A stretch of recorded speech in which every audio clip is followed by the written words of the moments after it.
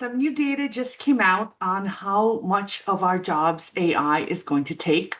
Nice, juicy, hard data from Anthropic, one of the leaders in this space.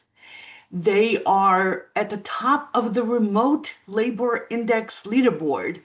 And this is a benchmark that empirically measures the capability of AI agents to perform real world, economically valuable remote work.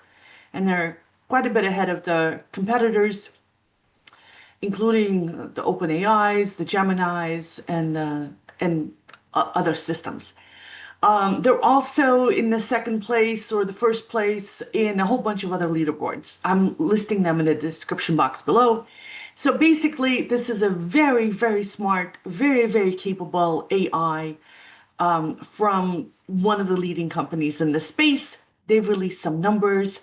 And so um, hit pause and put your guess in the comments as to how much of a productivity improvement do you think they predict because of AI? And so they've released annual numbers of how much of an annual productivity improvement we're going to see. And this is, again, one of the biggest vendors in the space. Um, and so if you're thinking about AI taking our jobs completely, you might think that, say, if there's 100% productivity improvement, that means that um, humans will be able to do twice as much with the same amount of effort because we're twice as productive, which means either half as many jobs or companies can get twice as much work out of us. So that's like 100% productivity improvement. So how much would you guess that they predict we're going to see in improvements in productivity in the United States as a result of AI? The answers will surprise you. Um, they surprise me. All right, so I'm going to post a link to the paper in the description box below. The good stuff is at the very end where they're talking about the aggregate productivity implications of Claude usage. And they tracked in extreme detail how people use Claude because they have all that inside data, and they presented a whole bunch of results. And here's the thing, they've revised their numbers. Originally, they thought that the productivity increase due to AI in the United States was going to be 1.8% per year.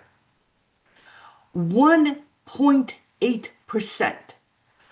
Now, this is a little higher than the productivity growth we saw in the United States in the 1900s and early 2000s. So AI is going to do better than, the internet did by a tiny, tiny amount. But they revised their numbers. They're now saying, based on actual real world use cases, like how successful are people with using the AI to get real work done, they've revised their estimate from 1.8% productivity improvement, which is already like 1.8%. We're not going to lose our jobs over 1.8%. They've revised it down to 1 to 1.2%. So this is back to what we saw in the 1990s and 2000s, and they're predicting that this would be over the next 10 years. And they're saying that even a 1% productivity gain every year for a decade is going to be significant. And yes, it will be. It will improve our economy. 1% improvement is a good thing, And because it's not just AI improving our economy, we're seeing economic growth through other areas as well. So 1% growth is good, but we've seen it before. So for those of you who are still panicking about like, oh no, AI is going to take all our jobs, what are we going to do? At a growth rate of 1.0% a year in productivity, our society can handle it. We've handled it before.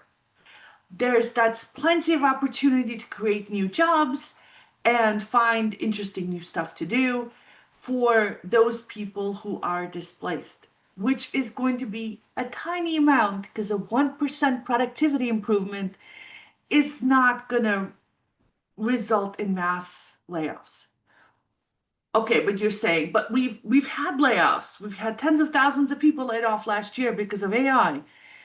But were they really, or were they just laid off? Companies are always laying off people. The layoffs make the headlines. When one company lays off 1,000 people, that's a news headline. When 1,000 people hire one person each, that's not a news headline. And the aggregate statistics show that overall, the number of jobs is growing, even in the job categories hardest hit by AI. So some companies are laying people off, some companies are hiring, as they always do.